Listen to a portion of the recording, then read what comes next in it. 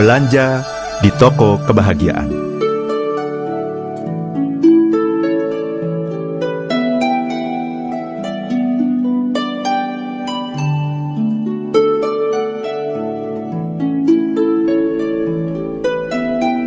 Seorang muda yang selalu resah dan gelisah menemui seorang bijak dan bertanya, "Berapa lamakah waktu yang saya butuhkan untuk memperoleh kebahagiaan?" Orang bijak itu memandang si anak muda, kemudian menjawab, "Kira-kira 10 tahun.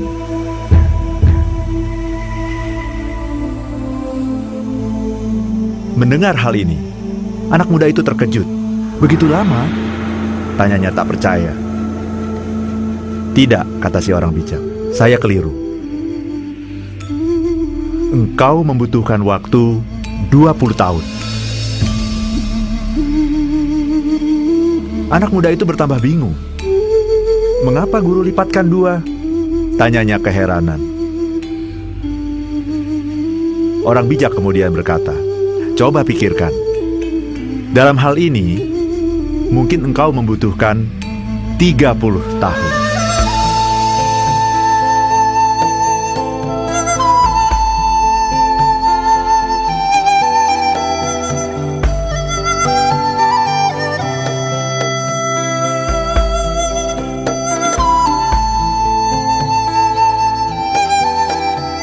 Apa yang terlintas dalam pikiran Anda ketika mendengar cerita tadi? Tahukah Anda, mengapa semakin banyak orang muda itu bertanya, semakin lama pula waktu yang diperlukannya untuk mencapai kebahagiaan? Lantas, bagaimana cara kita mendapatkan kebahagiaan? Sebagaimana yang telah sering saya sampaikan dalam buku-buku saya, kebahagiaan hanya akan dicapai kalau kita mau melakukan pencarian ke dalam.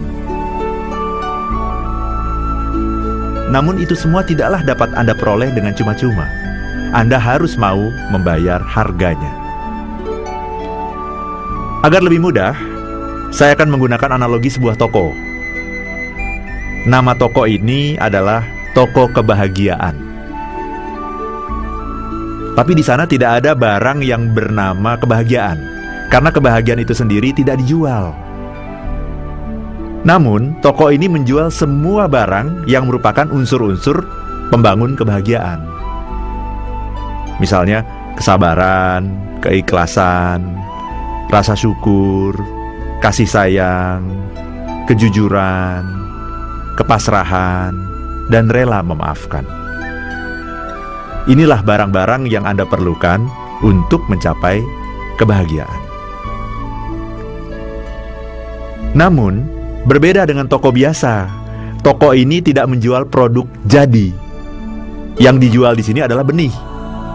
Jadi, kalau Anda tertarik untuk membeli kesabaran misalnya, Anda hanya akan mendapatkan benih kesabaran. Nah, karena itu nanti setelah Anda pulang ke rumah, Anda harus berusaha keras untuk menumbuhkan benih itu sampai ia menghasilkan buah kesabaran.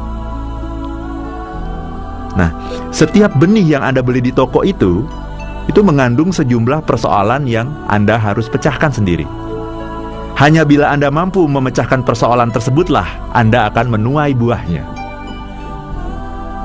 Benih yang dijual di toko itu juga bermacam-macam tingkatannya. Misalnya begini, kesabaran tingkat 1 itu adalah kesabaran dalam menghadapi kemacetan lalu lintas atau pengemudi bis yang ugal-ugalan. Kesabaran tingkat 2 itu misalnya kesabaran dalam menghadapi bawahan yang malas dan tidak menunjukkan tanda-tanda perbaikan. Kesabaran tingkat 3 misalnya adalah kesabaran menghadapi atasan yang seenaknya dan sering bersikap sewenang-wenang. Menu yang lain misalnya adalah bersyukur. Juga ada tingkatannya. Bersyukur tingkat 1 misalnya adalah bersyukur dikala senang.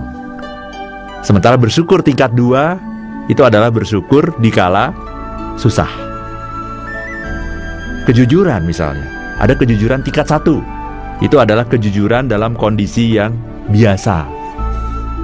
Kemudian ada kejujuran tingkat 2. Nah, itu adalah kejujuran dalam kondisi di mana jiwa Anda terancam. Nah, inilah sebagian dari produk-produk yang dapat Anda beli di toko kebahagiaan. Setiap produk yang dijual di toko kebahagiaan itu juga berbeda-beda harganya, sesuai dengan kualitas karakter yang ditimbulkannya. Yang termahal itu ternyata adalah kesabaran. Karena kesabaran ini merupakan bahan baku dari segala macam produk yang dijual di toko kebahagiaan.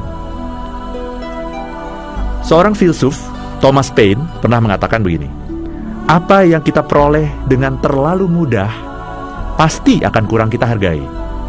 Hanya harga yang mahal lah yang memberi nilai kepada segalanya. Tuhan tahu bagaimana memasang harga yang tepat pada barang-barangnya.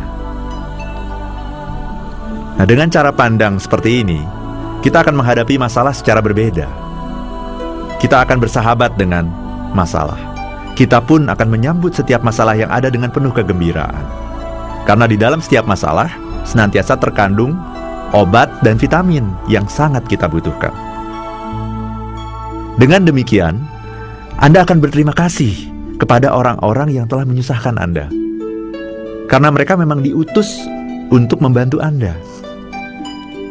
Pengemudi yang ugal-ugalan, tetangga yang jahat, atasan yang sewenang-wenang, itu sesungguhnya adalah peluang untuk menumbuhkan kesabaran. Penghasilan yang pas-pasan, itu sesungguhnya adalah peluang untuk menumbuhkan rasa syukur. Suasana yang ribut dan gaduh adalah peluang untuk menumbuhkan konsentrasi. Orang-orang yang tidak tahu berterima kasih adalah peluang untuk menumbuhkan perasaan kasih tanpa syarat, unconditional love. Orang-orang yang menyakiti Anda adalah peluang untuk menumbuhkan kualitas rela memaafkan. Nah, pendengar yang berbahagia, di awal sesi Inspirasi Happiness ketiga ini, saya mengajak Anda untuk merenungkan ungkapan yang indah berikut ini. Aku memohon kekuatan, dan Tuhan memberiku kesulitan-kesulitan untuk membuat aku kuat. Aku memohon kebijaksanaan,